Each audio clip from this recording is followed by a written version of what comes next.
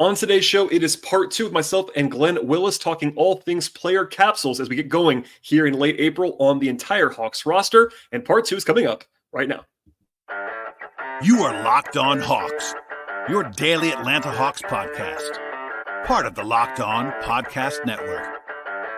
Your team every day.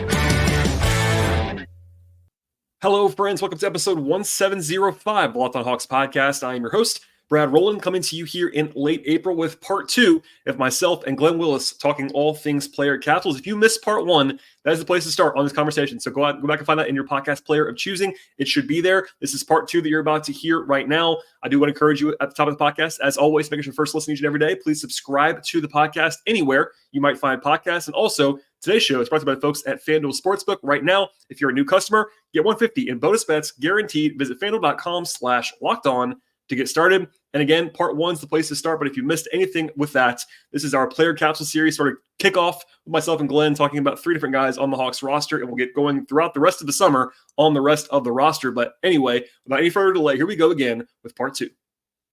I was talking to somebody around the organization, that's what I'll say, about Wes Matthews, who's been around for a long time. And it was like, it's actually something I've heard around the league too. I'm sure you have too. It's like these veteran guys who you think about as being the old head leader, may not play a lot, but is on the team. Wes was by far the oldest guy on the team this year. Like, you think of Clinton Bogey as these like elder statesman veterans. Those guys are like 6-7 years younger than Wes Matthews. Like, they're not even in the same realm. And this person compared Wes to Vince Carter. Similar for Hawks reasons. Obviously, Vince was a higher stature guy in his prime, but Wes was a prominent starter for a long time. He wasn't Vince Carter, but they basically said it's really hard to lead when you're not playing at all. And something that I forget sometimes.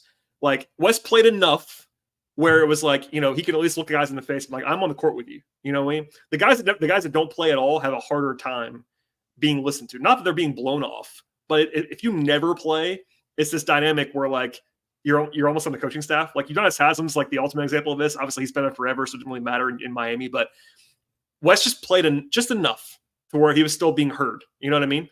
And I think that impact is really real. Obviously, it's hard to judge on the outside how much that matters. But having a guy like that who is old enough to be Kobe Buffkin's dad, literally, like, is notable. And I think that Wes is respected. His voice is heard. And yeah, we can talk about his impact on the court. Like, on offense, he took 71% of his shots from 3. You mentioned it. Like, his whole role is like, shoot it when you're open. That's what you're going to do. Defensively, he executes. I mean, I know you're a sucker for that, Glenn. I know I am too. He's not going to change your life defensively at this point. He's playing the 4 half the time this year at 6'5". He might be 6'5". Like, it was a tough spot for him on the court. Like, between the injuries, between him having to play more in certain games than he was probably needed to play, it was a tough spot for Wes Matthews. I think he wants to play next year. Like, but he's at the end of his, like, would it shock you if he retired? It wouldn't shock me. Oh. Like, he's right there at the end. It's kind of a weird season for him, but like, I feel like he did his job. That's a long preamble, but I feel like you bring him in on a 1-year minimum contract. He gave you basically what you needed on that contract. Does that, yeah. I mean, big picture. Yeah, I mean, totally. And it's one of those things where, like, the professionalism of the defender, like, at this point in his career, he's not going to, like, save a possession. So, you know, he's like, say he's low man and contain gets broken on the strong side of the floor, he's gonna be on time. You know, yeah. He's going to be in the right spot, but does he have, like, the tools at this point to kind of, you know, to completely save it, like Aaron Gordon does for Denver all the time. They're right. Like, he's not that, right. And the gap between Aaron Gordon physically and Matthews physically, right. It's 2024. Right. And there's other guys like over the years, you see Marcus Smart do that a million times, right? And yeah. We're talking about like the best 25 defenders in the league. So I'm exaggerating, you know, for effect, is that he's not a guy who's going to save a possession. And so, you know, the Hawks' issues at the point of attack, like, he's not going to go out there and like take them from being a team that's got a defensive rating of 118 or whatever and get them to 108. Like, it's not that at all. But just communication, connectivity, being in the right place, being on time, having some technique at the point of attack to provide some resistance, more so than other players that were oftentimes taking that responsibility. And so for what the Hawks were this season, that was useful for sure. My last thing on Wes would be, this is not about Wes. I've made the point before, but that roster spot should have been the MLE. It should have been the mid-level exception. The Hawks signed one guy to a veteran free agent deal this last year, and instead of using the MLE, they signed Wes to the minimum. And it's not Wes's fault. I gave that preamble because I think in a vacuum, if you said, okay, Wes Matthews for the minimum, you're going to get that exact thing out of him. He'll be around all year long. He'll play the 13th most minutes on the team. He'll be around. That's fine. Again, this is not Wes's fault. That should have been a guy that was more impactful than Wes Matthews. They should have used the MLE. They would have not gone into the tax. They could have spent $8, $9, $10 million on that player, not gone into the tax, and been a lot better off. And they didn't do that, which is I feel like I'm obligated to say that out loud because it's the one roster spot. If you look back at last year, yeah, the Collins are all those things, but like they had one opportunity in free agency to just sign a player, and they chose to sign West to the minimum. Yeah, and if that's a guy who could play at the 3 and the 4 when they have all those injuries, that could have made a difference, right? It would have made sense to me, right. Alas. And again, I'm repeating myself a little bit, but that's not Wes's fault. He was brought in and did exactly what he was asked to do, which was be the old head, play some minutes. He played in the play-in, and they needed him. Like, he had to play in the play-in. And that's, unfortunately, I think that's a roster construction issue where, like, there were multiple times this year where I looked up and like, hey, they got to play Wes Matthews tonight. Like, they have to. Yeah. And you don't want to be there. Like, I think that when you sign him, yeah, he can play for you, but you probably are better off if he's like your 14th guy, and it's like every once in a while we'll throw you out there. But there were too many nights this year, not his fault, not Quinn's fault. It was roster fault where they had to play him, or they had to play Trent, to use that same example. Like, you don't go into the year trying to play those guys as much as they ended up playing. Yeah, I mean, and kind of going forward, to use the MLE or not, I mean, that to me, like, aside from critiquing, who they draft and what trades they make and stuff, that's something they have full control of, like whether we're going to use it or we're not going to use it. And that's one of the things that bothered me about it. It was like, even if you want to defend them, put my feelings about the taxes aside. Even if you are all on board with Tony ducking the tax, they could have used that tool without paying the tax. Right. And it's like, what is it? The explanation for that is what? I don't really know. Right. And going forward, it's like, can they get you a Javon Carter, a Dennis Smith Jr., a Jay Crowder? And Jay Crowder, I think Jay Crowder from 2 years ago more so, and I'm not sure what. Yeah, but guys in that class of player that can play with for you all the time and bring some two-way value. That's what the MLE gets you as compared to guys who are like really only picking from which team might offer them that minimum, and so upgrading the 9th spot on the roster, whatever we want to call it, like via the MLE, is impactful, especially when you start to realize some injuries, especially when you're thinking about how do I integrate some young players. Sometimes you get a young player. Let's say that Mo Gabe is going to play 1,000 minutes next year. Just throw a number out there, right? Yeah. And there's some game. Sometimes it's like, oh man, he's kind of losing it. We're gonna give him a week off, right? And so we're going to take this guy in MLE, instead of playing him 22 minutes a game, we're going to crank him all the way up to 29 minutes a game while we kind of work on with Mo on some things for a week or two, right? Those are the kinds of kind of dials you give yourself when you use that you just don't have when you're not using that resource. Yeah, we are in full agreement on that. Today's show is brought to you by DoorDash. It's never too late to show your mom this love that you're looking for on this Mother's Day with DoorDash. Surprise mom with flowers, gadgets, self-care essentials, all in one place, delivered right to her door. Does your mom happen to have a sweet tooth, or is she a tech enthusiast? Is she a beauty connoisseur? Is she happen to be outdoorsy? No matter what she happens to be into, make her smile with a fruit or flower bouquet, makeup, tech gear, workout wear, and much more. You can pair flowers with a gift card as well. You can celebrate any way she wants to, or if you prefer something else, try a bookstore card or coffee gift shop gift card as well. You can't go wrong with DoorDash. Get thoughtful gifts that she deserves with the convenience that you actually need. Choose same-day delivery or schedule a week ahead for when flowers and gifts should arrive at her door with the folks at DoorDash. Shop with savings that will actually make her proud. With a Dash Pass membership, you'll save with a $0 delivery fee and reduced service fees on eligible orders from Dash Pass merchants that meet the minimum subtotal. Other fees, including service fees, apply. Get all your Mother's Day gifts all in one place and get 50% off your next order up to $50 when you spend $15 or more on the next flower, convenience, grocery, or retail order now with promo code LOCKEDONNBA. That is LOCKEDONNBA as the code. Order using DoorDash today. Terms apply. Let's go to Bruno Fernando. He's in a different class I'm gonna be very clear. Like, I feel like Trent and Wes were paired together on purpose. Bruno is kind of the transition to the guys who are under contract for next year, because he is. It's a non-guarantee.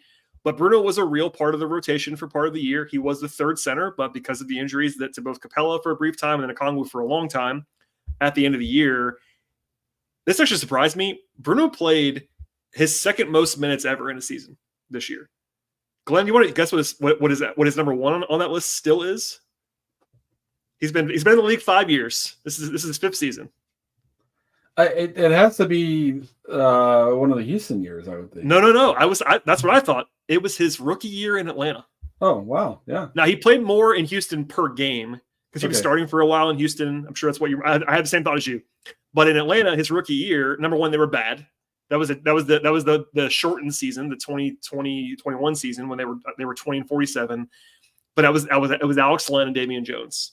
And they had just drafted Bruno. Rookie year, he was the 34th pick, but as you remember, finally, he was in the mix for the first round. Like, if he had gone in the first round, it would not have been a surprise, all those things. But like, it's been a weird journey for Bruno. Like, he left and came back. I know he's been around. It's been in my life for a long time now, but like, it's been a weird stretch for Bruno. But he ended up playing a lot this year, which was, and again, more than you would have probably preferred or joked, or not joked, but projected.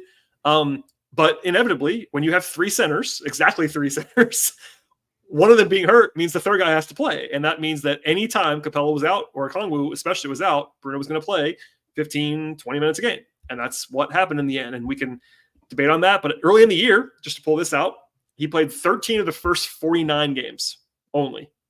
And a lot of that, I would say 90% of that, was garbage time, because Clint and Onyeka were healthy a lot in the first half of the season. And then as soon as Onyeka went down, he was essentially the backup center for all of the final 33 games of the year, because Capella was out for a few games. Then literally the day Clint came back, Onyeka went down and never came back again. Or I guess he came back for two games. So it was a little weird what happened with Bruno this year. But I will say this, he's not like a young player anymore. Bruno's fifth year in the league. He's going to be 26 soon. Like, I know we're getting old, Glenn. He's not a young guy anymore, but he's a bit old, Brad. I'm just saying we are getting old, Glenn. Okay, yeah. I'm giving you the benefit of that. We're lumping. Sometimes I always say that I'm old, and you and Kevin laugh at me. I'm bringing you down to my level now. We are getting old. You're getting to a range where we can almost start to like call you in our class, or one class below us, is what we'll say. Only on the day after the season, when I feel like I'm Jimmy Butler. I know I tweeted that famous picture of Jimmy hunched over the table. That's kind of how I feel at the end of the year. But all that said, like, well, I guess we'll just do the same thing. What did you make of Bruno's season? And then we'll kind of drill down from there, because he ended up playing a lot. Yeah.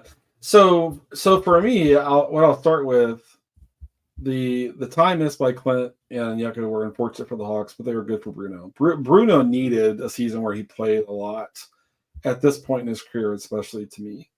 I don't think he ever like embarrassed himself. When if you want to take a big step back and say, what did I learn about Bruno Fernando this year?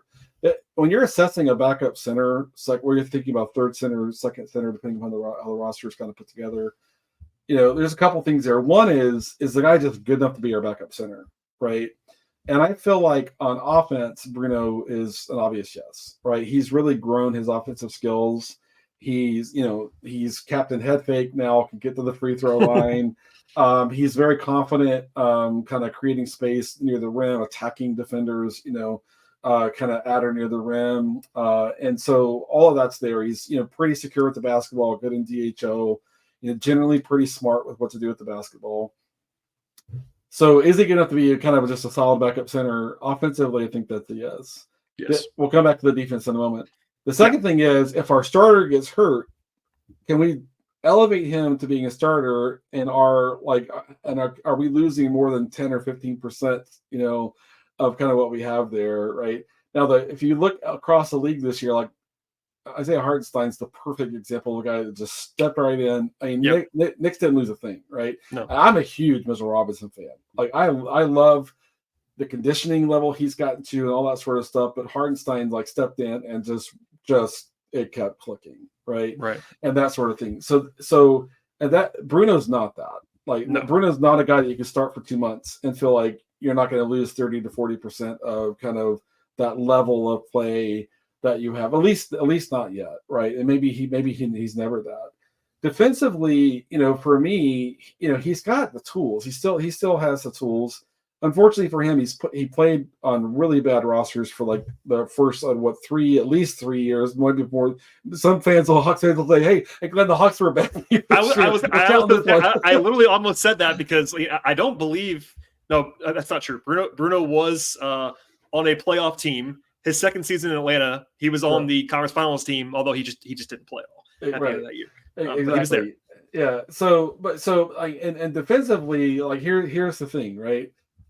The Hawks trouble at the point of attack. Like if you've heard that before, By the way, that'll come up later on in this series a lot. I think Bruno is still foul prone, right? Mm-hmm. So when you take bad point of attack defense plus foul prone center, it's not a good setup, right? The other thing is like when they're like he has the mobility to kind of play at the level of the screen in the way that maybe Clint at times this season really couldn't do as well as he used to when he was younger in his career. But footwork, timing, there's a lot of nuance in how the big playing at the level. And it's just, it's like a C plus B minus level kind of in that area. A little late, half step late, a little too high, whatever that is. And part of that is as a backup center, like you're playing with a lot of different lineups. Like you got guys on the wing getting hurt, and so there's just repetitions and chemistry kind of issues and stuff like this. So I don't want to put it all on him. But to me, it's like I joked like on one of the episodes of 18 on 29, he's like, if you squint, he's starting to look a little like Montrezl Harrell, like just I'm attacking the rim, I'm going, and Montrezl became a guy with an incredible touch, at his peak and stuff like that. And so I think he realizes what he needs to do offensively, put pressure on the rim. If it's me one-on-one, just go head fake. He's actually pretty decisive as the offensive player. That decisiveness is not there. The attention to detail around footwork, technique, timing, all that sort of stuff is not there on defense. A lot of his fouls are just bringing his arms down as opposed to staying vertical, and he gets frustrated by that. So for him, like say the Hawks' goal next season is to win 50 games. Like, I think if you're asking yourself, could Bruno be let's say they have an aspiration to maybe move Clint and elevate Onyeka, and you ask yourself, is Bruno ready to be our backup center the whole season? That's a maybe. I don't want to call it a no, right? But I think the challenge would be he's got to clean up a lot defensively to be that guy. And I would say that if they go into that scenario where we want our backup guy to be a starter if there's an injury and not lose more than, say, 20% of kind of the overall kind of level of play there. And that's not where Bruno is right now, right? I love Bruno. I love how hard he plays. I love how competitive he is. Like he's always very, very competitive, but that doesn't make up for when there are technique slippage and just kind of timing and execution and just attention to detail that kind of keeps him in foul trouble. And so I think he has the tools to get there. But the question is, it's hard for me from this distance to feel like, okay, next season he can address 2 or 3 of those major defensive issues to kind of get him there. It's hard for me to know if that's something that he's close to cracking or he's still a good ways away from cracking. That's hard for me to know, but that's my assessment. Today's show is brought to you by FanDuel Sportsbook, and it's playoff time in the NBA and NHL, as well as baseball being in full swing, and FanDuel is the place to go for each and every game. FanDuel is America's #1 sportsbook, and right now, if you are a new customer, get $150 in bonus bets guaranteed. That's $150 in your pocket that you can use to bet on hoops, baseball, and hockey, and so much more. Bet on all of your favorite baseball or basketball players and teams with quick bets, live same-game parlays, exclusive props, and much more. The FanDuel Sportsbook app is really easy to use. They actually have everything you're looking for across the sports betting space. They have money lines, they have over-unders, player props, game props, future bets, and much more. The FanDuel app is also very safe and secure, and they cover the entire range of sports as well. That includes the NBA, of course, the NHL, football in season, NFL, college football, college baseball, MLB, WNBA, women's college basketball, golf, tennis, soccer, auto racing, boxing, MMA, and much more. And now is an awesome time. Sign up with folks at FanDuel Sportsbook, and the place to go is FanDuel.com/lockedon. One more time, just visit FanDuel.com/lockedon. FanDuel, America's #1 sportsbook. I'm glad you brought it up because everybody does love Bruno, which does matter. I mean, especially on the margins. Like when you're a guy that, I know this sounds broad, but when you're a guy that teammates like and coaches like, it's not going to be the reason why you're on a team in the NBA. That's not going to be but it helps. It helps when especially when you're a third center, like to be a good vibes guy that everyone's rooting for. That basically I've never heard a bad word about Bruno from anybody. Like that stuff does matter. People that listen to the podcast regularly will laugh at this because I say it a lot, but I still think generally speaking, my super broad Bruno take is the right one, where I think he's a really good third center and he's an okay-ish second center. I think that speaks to what you just said. I've said this more reporting wise than even analysis, but I also believe it analysis wise too. If they trade Clint, I am quite confident reporting wise that they're not going to just have Bruno and Onyeka. They're going to do something else at center. I'm not saying as a starter. I'm saying if the plan would be Onyeka as our starter going into next season, they're going to acquire another center who is either a rookie who they drafted in the lottery, which could happen with Klingon or Ware or any of those guys, or a more established center than Bruno. Yeah, and probably what it looks like for me is not necessarily Onyeka 1, somebody else 2, and Bruno 3. There's probably a 2A and 2B, and you're playing matchups and or whatever that is. And I think to me, Bruno is a little bit too good to kind of just be unless he's on an awesome team, like unless he's on like a contender, then that's your third guy, right? Well, and also like the fact that, and I'll try to do a lot of contract stuff, but like he's on a non-guaranteed contract for next season. It's above the minimum, but not by much. So like generally, especially if you're a team that does not want to pay the tax, but even generally speaking, you want to pay your third center the minimum. Yeah. You know what I mean? Yeah. And that's kind of that's kind of where Bruno is, kind of. And if they build it that way, where say Onyeka's first, it's probably finding a guy who can shoot at the 5 position, right? Especially if the other guy's not a shooter. If it's not like it's obviously we're a theoretical land, but it does. Yeah. I think the overall point is what you're building on earlier. It's like I do think that Bruno, if you go into the season as your backup center, if you have a really very strong number 1, it's fine. Like I think that's fine. I think Bruno would be a backup center, and a lot of teams would be fine. I think not that we'll talk about Onyeka a lot when we get to him, but like a guy who's never been a starter before, who is undersized, who has had some injury issues. I don't think that again, this is more reporting side. I will be pretty shocked if the Hawks just go with Bruno as like our firm number 2 behind Onyeka. That will surprise me because they're trying to win, all those things. And part of it's just to get into the analysis side again, his defensive weaknesses. Like he's not awful. He's not. But the team, and by the way, the numbers play this out. So part of this is that Clint was playing really well at the end of the year. That's worth keeping an eye on because Clint was playing very well. We'll talk about that later. I know people don't like Clint, but I'm going to come back and read the comments and be like, Brad, Clint sucks. Come on. I mean, that's definitely will be said. But and look, there were times this year Clint wasn't playing that well. And the last 2 months, he played very well. And during that sample, the team was way, way, way, way better with Clint on and Bruno off. And that means that when Bruno played, the numbers were not good. And that was not all on Bruno. I'm not saying that. But it was noticeable, especially defensively. Like the gap between Clint and Bruno, especially when Clint can move, is pretty big defensively as an anchor, communicator. Again, not Bruno's fault. He's fine. He has a good block rate, good steal rate. He rebounds the ball pretty solidly. But you mentioned it. Part of it's the fouls. Yeah. I pulled it. He has a 4th percentile foul rate. And 4th percentile, I mean, that's the bad side. You want to be higher on that side. That's not where you want to be.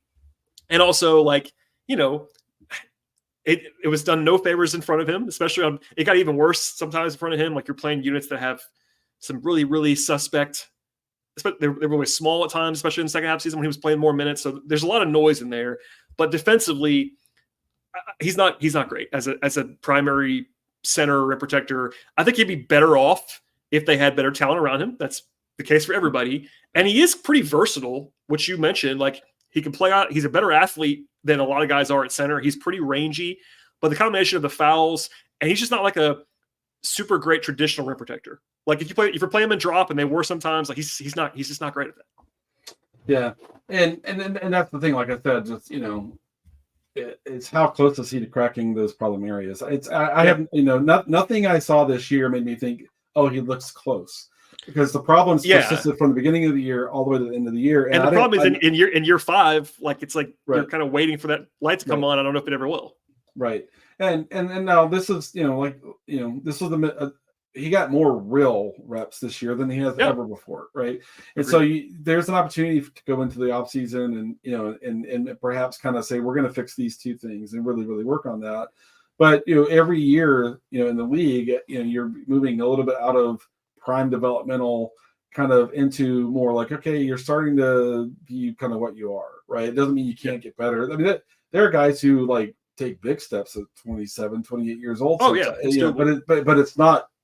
It's the exception, and, that's right. and that sort of thing. So for me, it's like if they're still building around Trey, like what Bruno can do with space, like offensively, is really valuable, right? I mean, now Onyeka's like touch is like ridiculous, right? Onyeka's ability to kind of function offensively, but a part of this too is like Onyeka's been hurt a lot, and Onyeka still fouls too much, right? And that factors into that. But like coming into next season, like, it's kind of funny. You try to watch centers and it's like, is Dwight Powell a backup now? Like, is that a guy, like, is there someone kind of in that level that would be an ideal guy to kind of, put in the mix there?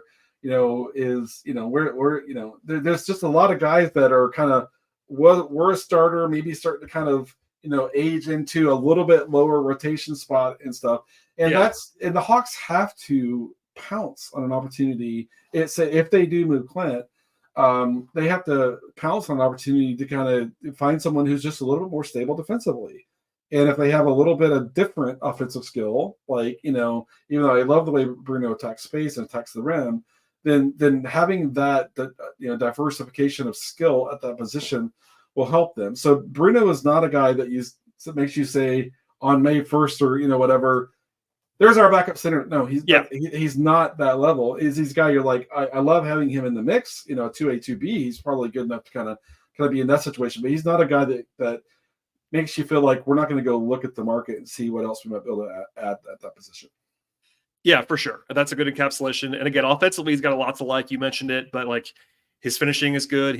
He's always had really good ball skills for a center. Like he does. He's comfortable with the ball. Quinn, as we talked about a lot with Clint this year, but Bruno has the skills that Quinn wants, like to be able to make a decision at the elbow. He can turn and make a decision, make the right pass. He does turn the ball over a ton. Like I didn't really realize it even until I looked at the numbers today. Like his turnover rate is sky high for a center. And part of that is that he's just trying to do too much. I feel like a lot of the time, like his energy gets him in trouble. And also is the reason he's in the league, if that makes sense. Like he plays with a lot of energy, a lot of force. That could also be the wrong way, if he gets a little bit over aggressive. And if you've ever taken your child or your nieces or nephews bowling and you put the bumper, like he needs some bumpers. He needs the bumpers. Yeah. Now this past season was kind of letting him kind of feel out like what are the boundaries of my capability. But like even this year, like the fake DHO and attack that, like they were kind of giving kind of developing into some very specific opportunities to use his ball skill. And there were times when he didn't see the second defender coming and just straight up turned it over, and that's reps that, whatever that is and stuff like that. But there were also times he made the right read, executed the play, good finisher and stuff like that. So yeah, I think if I had to pick, I think Bruno is on this roster next year, but he's sharing kind of the backup, center role with someone else who has more defensive stability and maybe a different kind of thing to offer offensively.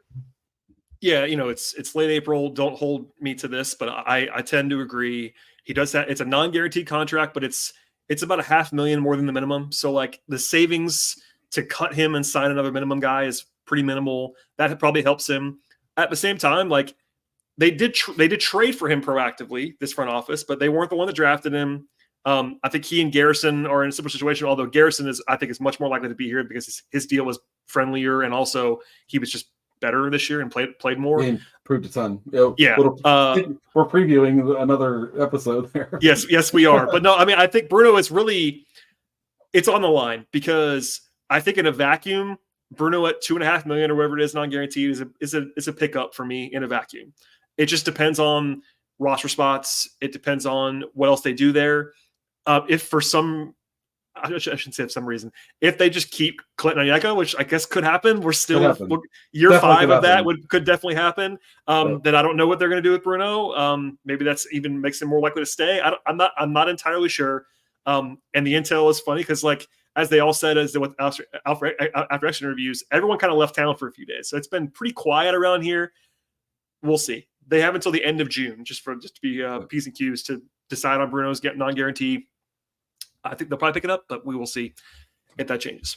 It's not crazy too. Like if they realize we could get more for Onyeka and Clint had us. Oh yeah, that could happen. I mean, I've been seeing. Yeah, they've always asked for a lot for Onyeka, and we'll get into that too. But yeah, there's definitely a world, and man, Hawks fans would be really mad about this. But there is a world in which they trade Onyeka and keep Clint. That would not stun me. I love Onyeka, but there are players out in the league worth that if they become available, right? Or maybe they trade them both. It's also possible. I would not fall on the floor, Glenn, if they traded Clint and Onyeka this summer. Yeah. It's hard. It's hard to do that. I would never project that because it's really hard to make two trades, and you're not going to trade them to the same place because that'd be funny. But anyway, we will do much more on that in the future. But Bruno gives them a little flexibility to navigate a change, like a spot or Clint spot that you wouldn't have if you didn't have a guy who at least had that baseline, right? And also that's where his value is right now. Is like he gives you some maneuverability at the other two center positions on the roster to work through some change there without feeling like, oh my God, what are we going to do? And I think that's what his primary value to being continued on the roster is to give you that flexibility to manage those other two spots if you have the opportunity to do that. Yeah, that's the basketball side. That's a good point. And also on the more cynical contractual side, him being non-guaranteed, unfortunately for him, makes it flexible for the team. Because they can move on from him with no penalty, and if they need to do that to create a roster spot to make a trade or sign somebody or whatever. So some uncertainty for sure around Bruno, but I think that he did his job this year too. I mean, again, the same thing we talked about with Trent and with Wes. Bruno at $2.5 million this year as a third center by the way, he was 10th on the team in minutes. I think he gave you what you were supposed to give you. That trade, by the way, we'll talk about more with Garrison. That trade for Bruno and Garrison worked out very well. Huge win. Yep. That's one of the few transactions that's gone really well for the Hawks lately. But that one went very well in the aggregate. All right, Glenn, I kept you too long. As always, we'll have more of these in the future, but this is going to be 2 parts, all those things. What's going on in your world? ATL and 29? Anything to plug? ATL and 29, I'm finally getting into the draft class a little bit even later this season than most, but my goal is to be done 10 minutes before the draft starts, so I can. That's all you need. All you need 10 minutes before the draft starts. I mean, I know Tyler and Kevin and I will do a little bit of quasi draft, pretend draft experts for like 2 or 3 episodes. Definitely, I think everyone listening, they know where to go find the great draft content. You're going to have awesome, people kind of rolling. You've already had some of that, right? But you're going to have awesome people rolling through that do this full time, and I can't wait to hear all of those, and stuff. So, so that stuff's out there. But what we'll try to do is just be informed from a Hawks perspective, who looks interesting. A lot of that will shake out to, May 12th, when the ping pong balls are and they have 1 pick, which makes it interesting. Like usually on just to pull the curtain back, like I can usually focus like, hey, second round deep dive on an episode. It's like the Hawks have a second round pick, so like, can I get away with doing a second round episode if they don't have a second round pick? Although at this point on the average season, like half the second round picks are traded. I have been saying that, like, hey, they could definitely get one that day. And also as a wrinkle, this year is a 2-day draft, so day 2 is going to be even probably more of a frenzy than usual. It's going to be completely ridiculous. I would guess. So ATL and 29, at Willis_Glen, you can kind of find me there. I enjoy chopping it up with everybody there, as long as you're not just being really dumb, like and just really just like stuck in your view and not willing to exchange perspectives and stuff like that. I'll interact with you there. So yeah, and then more of these to come. I'm looking forward to kind of digging into the rest of the players here. Yeah, sincere thanks to Glenn for all of his time that he's already given me, and promises to do more in the future, work permitting, because he's got a day job that's more important than mine. But anyway, Glenn, thank you for being here, my friend. As for everybody else, please subscribe to this podcast anywhere you get your podcast. Also, ATL 29, as much as I hate to plug Kevin Chenard, my mutual enemy. It's a great show. I listen to every episode, and I've said this before, I'll say it again. There's plenty of room for all the Hawks podcasts, and there are several out there beyond just the 2 of ours. So find them, consume them, listen, spread the word. Thanks again to Glenn, and we'll see you all next time.